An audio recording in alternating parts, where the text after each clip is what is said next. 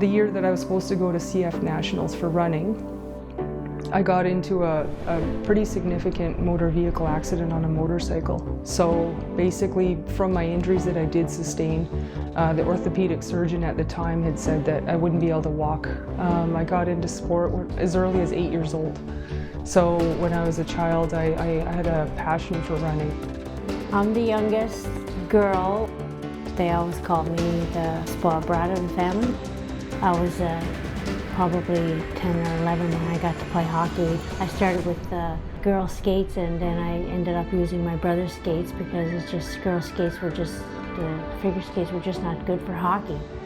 When I was a little girl, I always heard of Angela Chalmers. Bronze medal performance!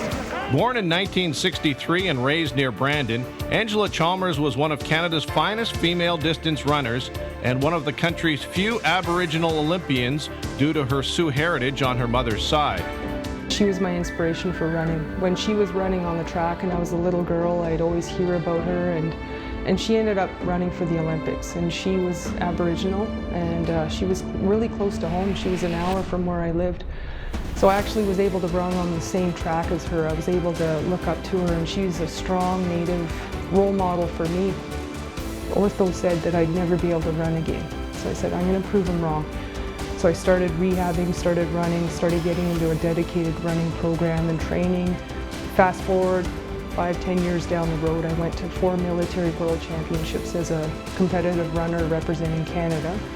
That was a huge thing for me, because to make the standard for track and field, it's not, you can't just be the best in Canada.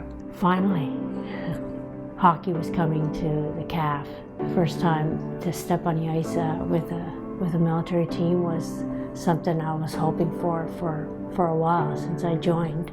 Most of the teams that I played with in the CAF. I was chosen as captain of the team, so I found that role very important for me, and I was very honored and proud to captain a military team. I did my best that I could to lead the team. I was awarded different awards during CAF Nationals and CAF Regionals at different times. I was chosen for Admiral Shield Award for my accomplishments with hockey and other sports. You're representing Canada, so you're at the start line, and they go through all the introductions, and it's a pretty amazing feeling, because you're standing there not only representing the Canadian Armed Forces, but you're representing Canada as a nation.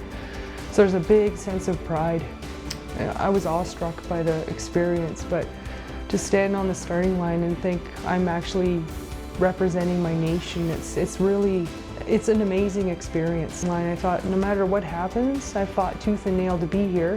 Whatever the outcome is of this race, it doesn't matter. I'm here representing Canada. I'll do my best, because everybody in Canada is rooting for me. And that's the best feeling that you could ever get. Oh, too bad we weren't there to cheer them, but that was a big rivalry. Yeah, Larry and Alfred. Larry. I beat them all, I cheer. Yeah. Woo, we should have been there to cheer, Mother. We might have been, we don't It was remember. probably you that took me there. I can't believe you kept all the ribbons. I can't believe you kept them all for me.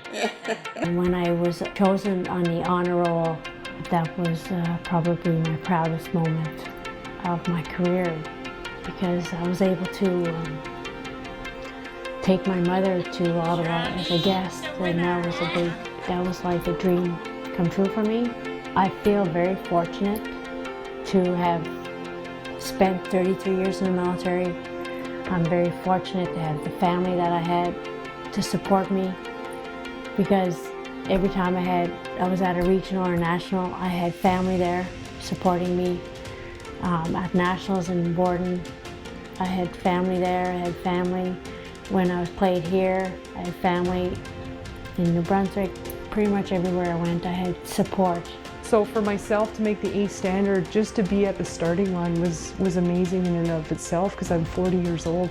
And I was towing the line with 20, 21-year-olds, 22-year-olds. And I remember vividly a woman from the Ukraine, she said, wow, she shook my hand at the start of the line before the race even started.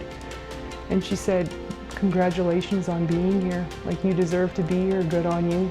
And that was the thing that really stuck out in my mind, because she had enough, she knew that as a member being my age, she knew that it took a lot of dedication and a lot of focus, a lot of work to get to where I was. And I ran a really good race, and it was my last race. I knew in my mind that it was going to be my last race. And I couldn't have ended on such a positive note. My family is very musical and talented, and they wrote a song, and it's called the Hockey Song.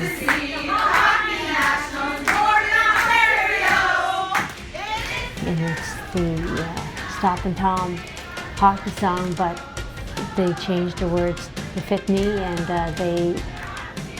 they surprised me in 2016 at the Nationals. They came into the dressing room and passed out all the song to all my teammates, and they all sang the song, and it worked out well.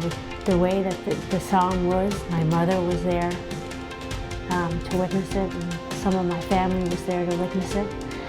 And at that time, in my head, I was thinking that was going to be my last Nationals, because I was leaving the military. So to win in overtime, scoring to tie the game in the third period, and then assisting the final goal in overtime, and looking up at the stands and seeing my family there cheering me on. Pretty amazing moment of my career, and I'll never forget it. My brother Robert, who passed away in 2006, and my stick that I was using is I wrote my brother's name on it, Robert, and so he helped me get that win. I know he did. When I do really well in my competitions, and to hear my name, Georgette Mink, there's a lot of pride behind my name. I'm Aboriginal. I'm from Opaskwayak Cree Nation. There's not a lot of minks left in Canada. There's maybe 2 or 3 minks in the entire nation of Canada. So for me to perform at that level, I'm representing my ancestors. I'm representing the people of Opaskwayak Cree Nation. I'm representing my tribe of Cree. I'm a very strong proponent for being the best that you can be. Sure, not everybody's a runner, it doesn't matter. Everybody's good at something. So trying to be the best that you can be and leading by example. I set that bar fairly high for myself. So when I was younger, my father was kind of a naysayer. So in my mind, he was always saying things like, oh, you'll never be able to do this, you'll never be able to do that. And as a little girl, that was kind of stuck with me.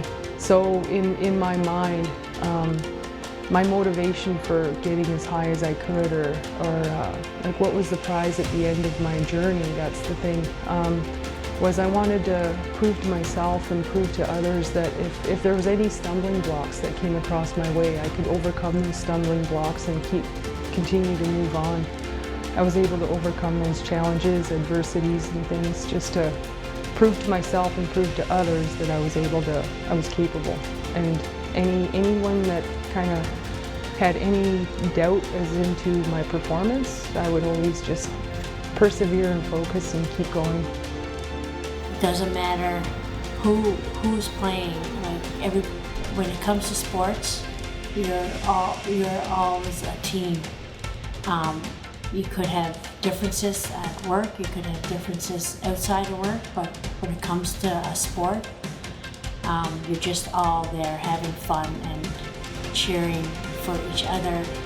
But when it comes to watching a sport, it could be soccer, hockey, then you're just all there as a team and you're unified.